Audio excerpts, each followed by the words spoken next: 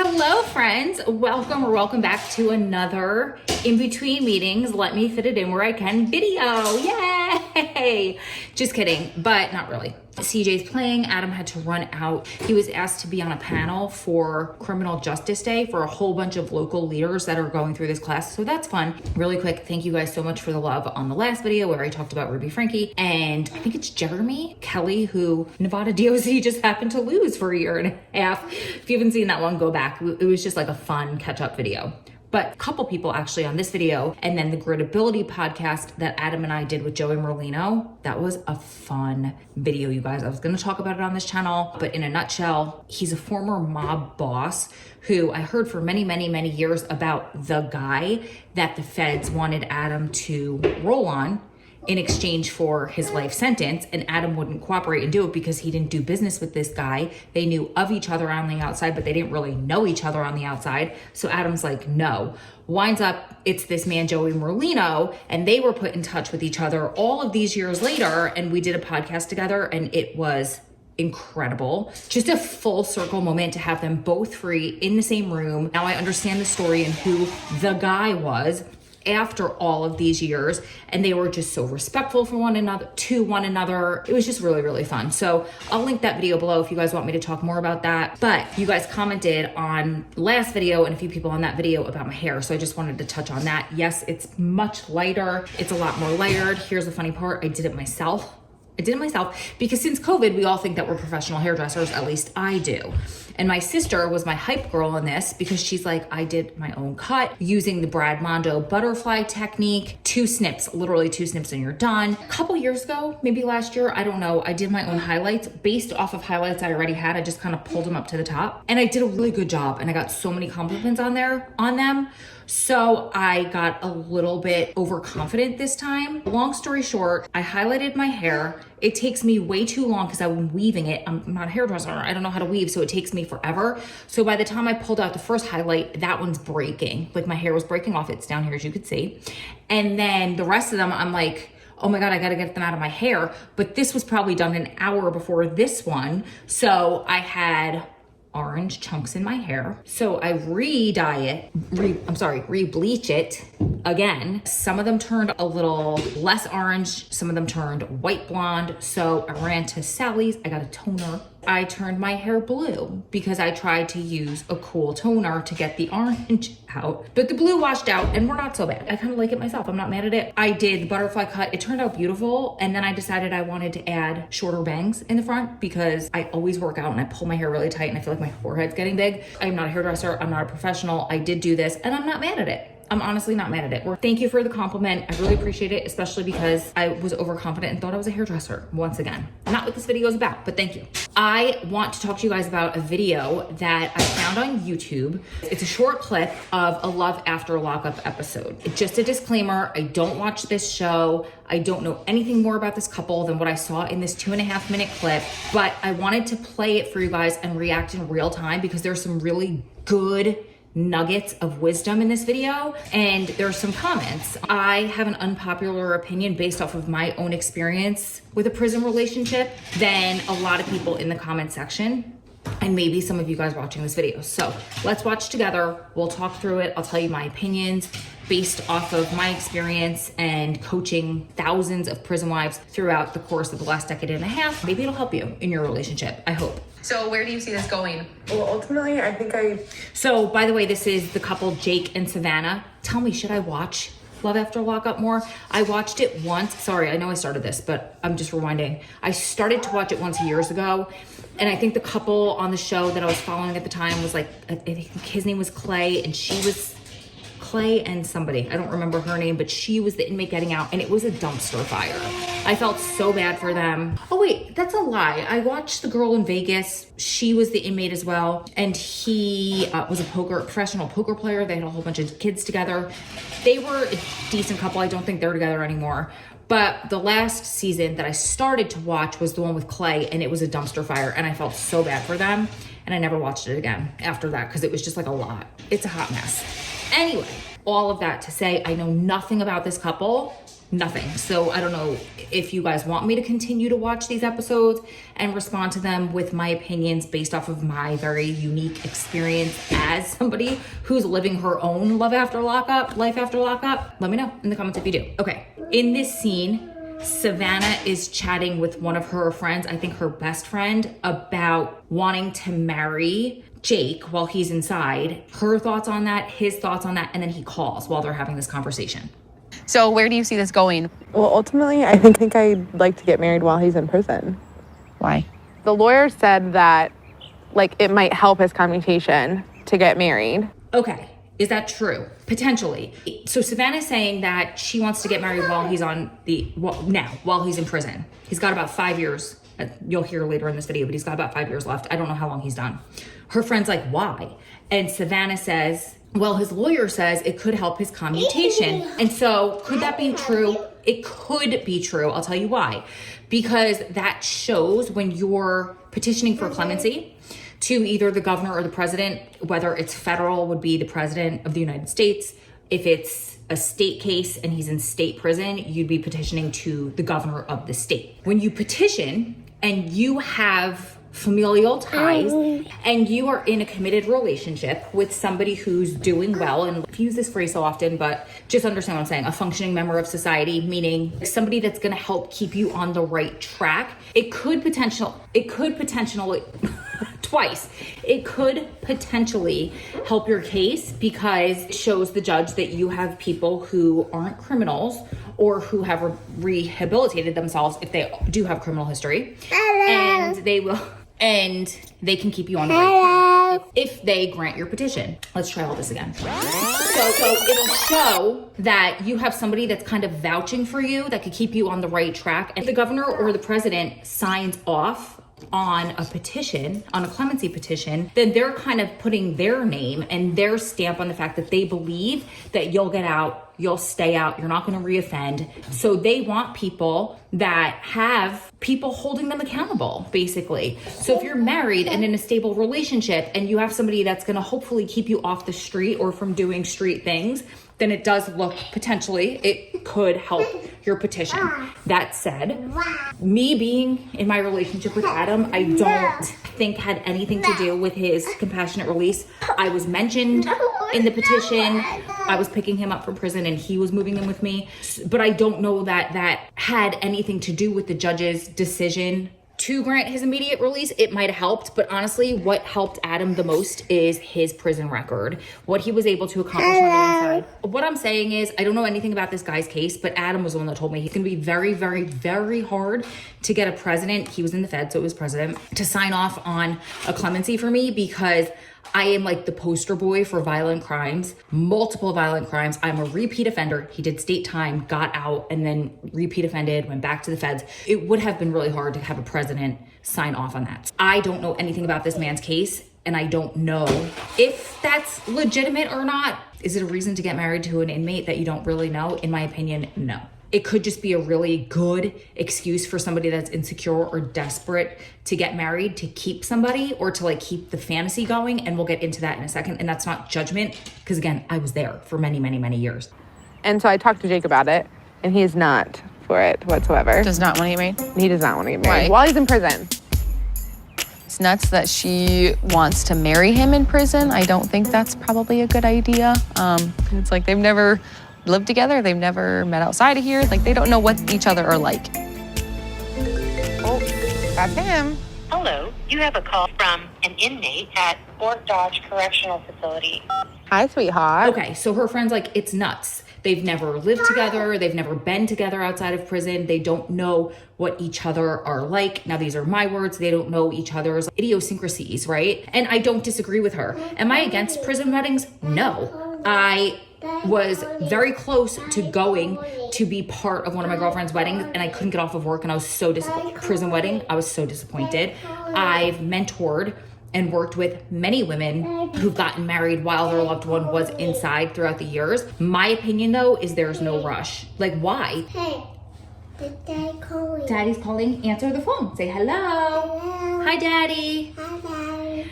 because you have the rest of your life ahead of you. And for many years, I used the term prison wife with Adam, even though we weren't married. And people would get upset with me and they're like, you're not his wife, so don't say it. And I'm like, yeah, but we have that level of commitment. And side note, he started that because of the level of commitment that I committed to him.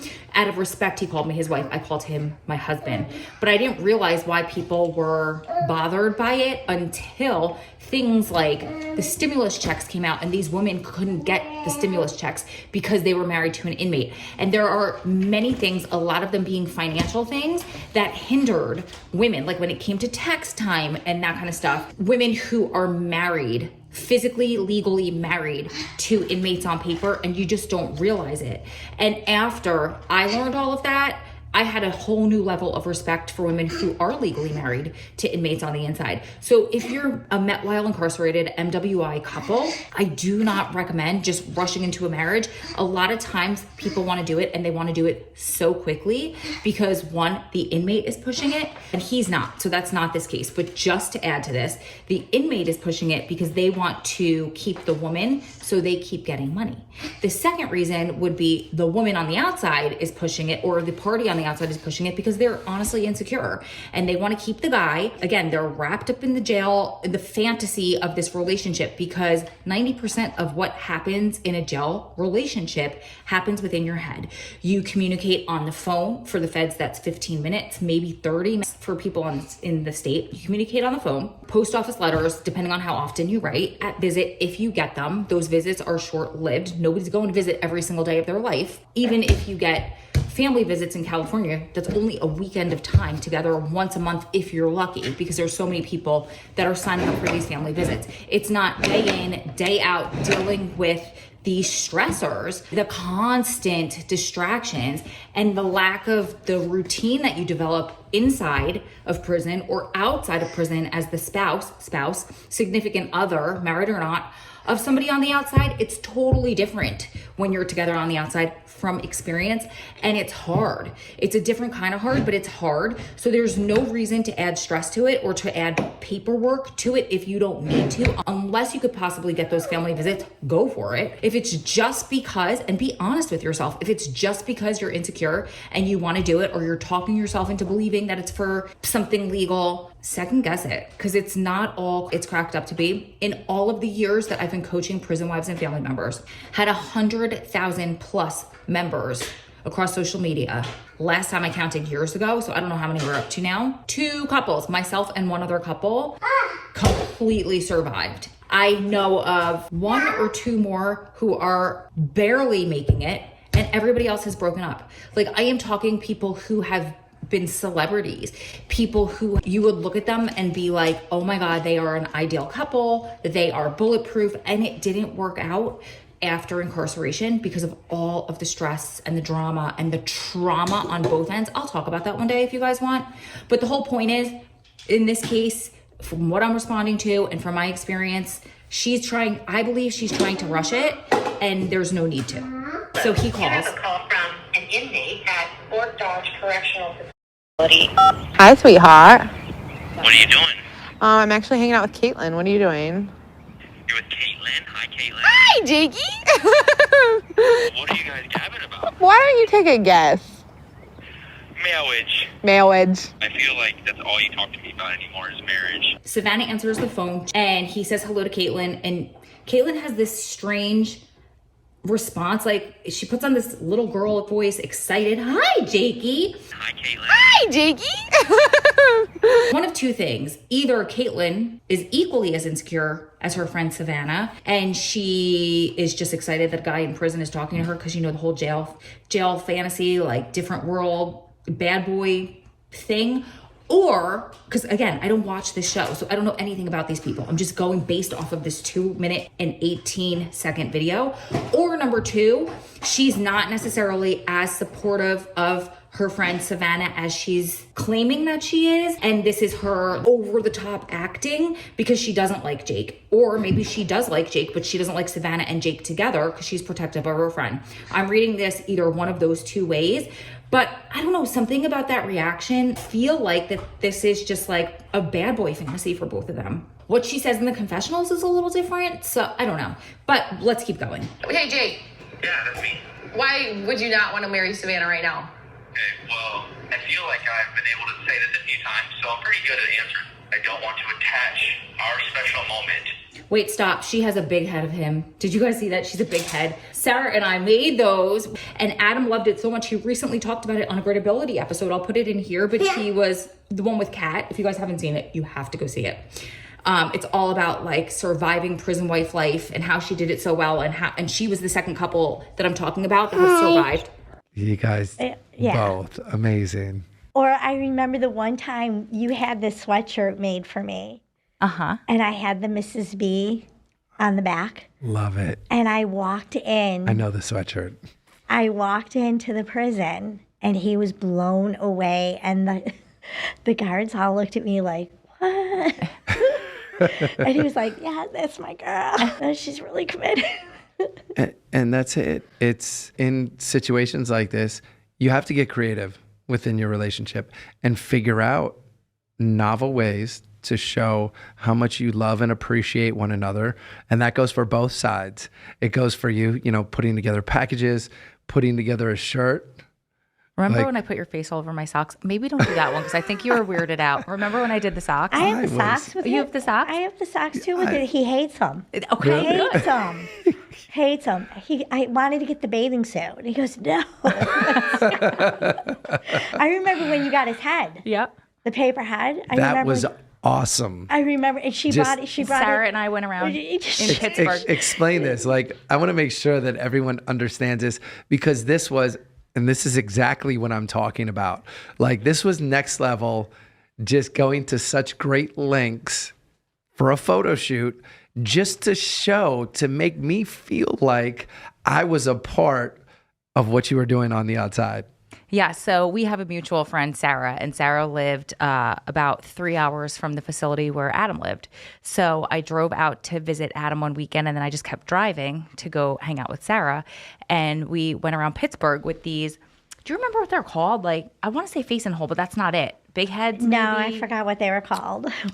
You can find them online, but it's like they make them for sports teams and that kind of stuff. And it's this huge cardboard picture of, I had Adam and she had her husband at the time. And they're on this big stick. And we just brought them like to Dunkin' Donuts and we sat them and they had coffee and we were taking pictures of everything. Did you bring them to the concert too? Yeah, I think so. We went to the New Kids on the Block. New Kids on the Block because we're old. And they came to the concert, very close. Came to the concert. You guys went on the train. Like it was just, on the we train, had a lot of fun. You had us seated, at seats at the table with you. It was awesome. We it might was be losing listeners at this point. No, it was one of the. It was one of the coolest. How old are they? It was one of the coolest gifts ever. Because you took the time, like clearly there was some preparation, some thought that went into this to make sure that we felt like we were there, to then take the pictures. And yes, when you're in prison, you have to then actually get a company to print the pictures, to send them in.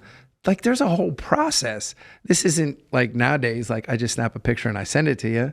Like you had to literally like do some things and make some investments to get this done. And when I got them, I was blown away. I was like, oh man, look at this. And I showed everybody. I'm like, check this out.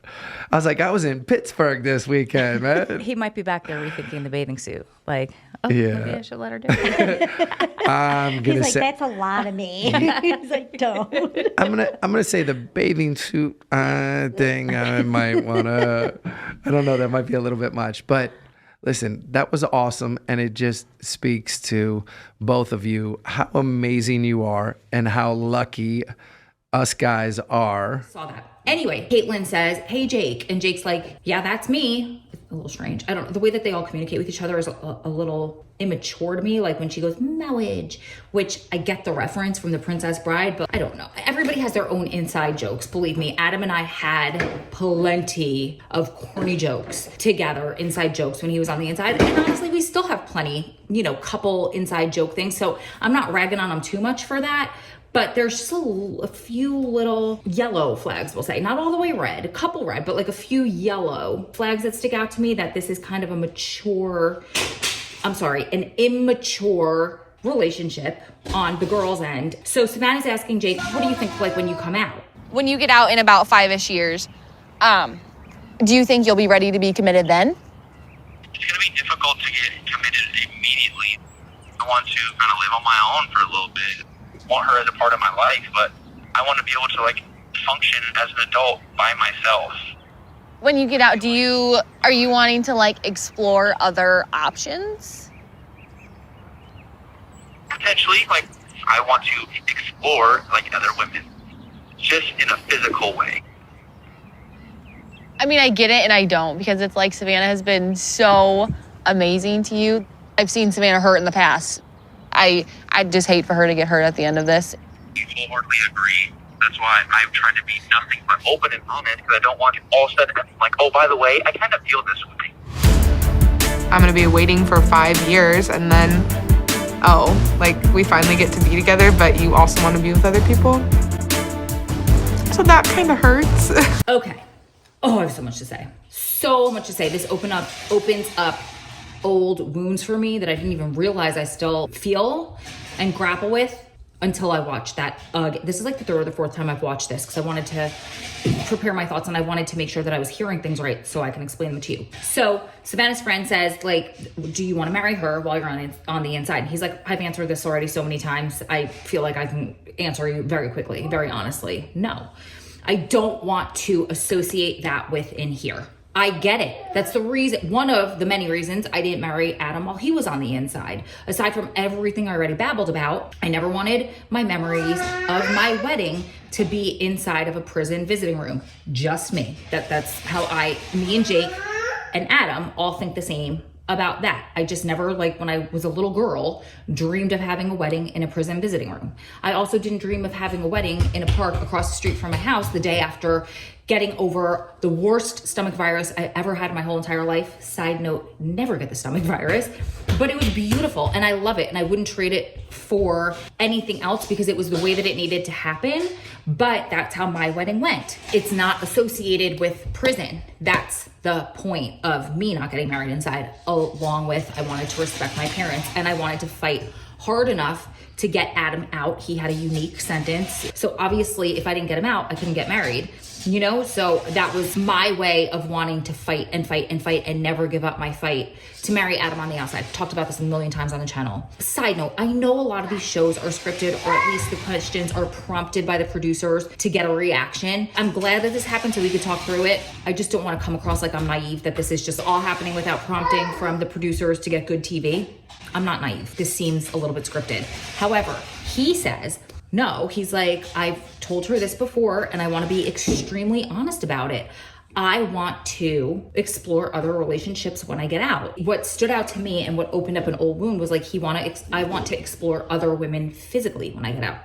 And I do understand that. Again, know nothing about this. I don't know how long Jake's been locked up. I don't know how old he was when he got locked up. But that's something that I wanted to talk to Adam about, or not wanted to. That's something that I had to talk to Adam about to make myself feel better. When he was inside for so long, I'm like, do you want that when you get out? Like, do you feel like you need to go? I remember the exact phrase I used. I don't know if it's like a Jersey phrase or if it's just like me and my girlfriends at the time, but I was like, do you want to go sow your wild oats? I was in my car in my driveway in a black Camry that I drove at the time. Can you believe how vividly I remember this? I was sitting in front of a stream that was in my backyard. He said to me, no, I've been there. I've done that. I made my decision. You are who I want to be with for the rest of my life. That's it. And I was like, if that ever changes and you want to go physically explore other people because you haven't in so long, you're going to have to let me know. Then I will have to assess my level of commitment in this relationship if that happens. And it never did. And we're fine and committed to each other and very, very happy now, all these years later. But that's something that I had to talk to him about because I wanted the God's honest truth, because I wanted to know what I was in for. Like, I wanted the honest part of it.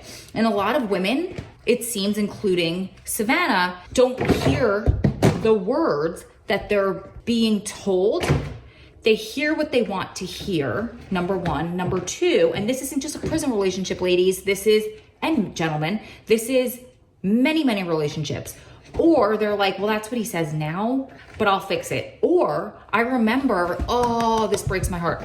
I remember being in a hotel room, a dirty, dusty, seedy motel room in Bradford, Pennsylvania with 2 other ladies that had become my very good friends after a visit. They had visited our boyfriends at the time. And we were hanging out, and my girlfriend, one of them said, you know, like, I don't care if he cheats on me. Obviously, it would hurt me when he gets out, but would understand it. And I would stay with him. And I remember talking to Adam about that like years in the future after those 2 had broken up. I'm like, you know, that's what she said. Even though it would break her heart. And she said to us, like, that would be ultimate betrayal. But we are putting books through a basketball hoop right now. She said she'd be betrayed, she'd be hurt. She didn't know if she could trust him ever again, but he was the best thing that she could ever get, so she would deal with it. And they're not together anymore because he did way worse. He did that plus more. But I'm like, girl, honey, we got to work on your self-confidence. If that's something that, if you're not in an open relationship and you decide to be exclusive to one another and you wait all of these years for him and he cheats on you based off of what that means in your relationship, honey, we got to talk about your self-respect and your self-confidence. And I am not, believe me, as I'm getting older, had a baby, body's changing, hitting perimenopause age, my self-confidence has taken a hit, but I still, like, honey, we got to work through that. And same with Savannah. When he said he wanted to be with other women and then he put in, I physically want to be with other women, that bothered me. And it doesn't bother me that Jake is saying this. Actually, I respect Jake for it because so many guys who are incarcerated lie to these women and promise them the world and more when they get out. And they have zero intention to ever stay with them. They just want them there for money and companionship. Somebody to pass the time, you know? So the fact that he's saying this, I have so much respect for him. But what I hear, and let me preface this by saying these are my scars. What I hear is him saying, I want you around and I love you and I appreciate everything that you're doing for me. But to me, Savannah, this is me speaking, Roseanne. To me, Savannah is beautiful, but she's not like the traditional, you know, magazine cover, gorgeous woman. Neither am I. I remember, God, this still hurts me. Back in college, I had this boyfriend. His name was Andy. I lived in a 4-plex. So there were 2 units downstairs next to each other and then 2 units upstairs next to each other. There were 3-bedroom apartments. So there was a group of 3 girls that grew up together that lived in the apartment directly across from us. There was one girl, her name was Becky, that lived in the apartment next door to us. And she was literally drop dead gorgeous. She was blonde hair, blue eyes, tiny little thing, beautiful body. She played, what did she play? The violin or something? She was there on like a musical scholarship. So, and she did sports. Like she was the all-American beauty, right? I had been dating Andy for 4 months, 5 months. He was in the military. I was in college. These were, I said, college on-campus apartments. And I would go to class and he would come over early sometimes. So he would be there when I got back. One time, so the 3 girls that grew up together, it was Becky. I'm going to make up the other 2 names, Melissa and Jennifer, because I don't remember the other 2 girls' names. And Melissa comes up and she's like, hey, like, you know, Andy comes over early sometimes and he hangs out in our apartment. Like, and I'm like, okay, cool. Like, does he bother you? Like, I didn't know where this was going. And she was like, no, like, it's fine. But, you know, I just want to let you know, like, he spends a lot of time like trying to get into Becky's room and he was very much hitting on Becky. One day he's telling Becky, they come to tell me after feeling me out a little bit, you know, I love her personality about me. I love her personality, but I'm just not attracted to her. Fuck her. You've been with me for how many months? You've slept in my bed for how many months? And you're telling everybody else that but me? No. It breaks my heart, right? And I'm telling my girlfriend, her real name is Melissa. I'm telling my girlfriend Melissa, whose boyfriend was his friend. So they set us up. And I'm telling her, and she's like, I never told you this because I didn't know how, and I didn't think it was my place, and like I didn't want to hurt your feelings.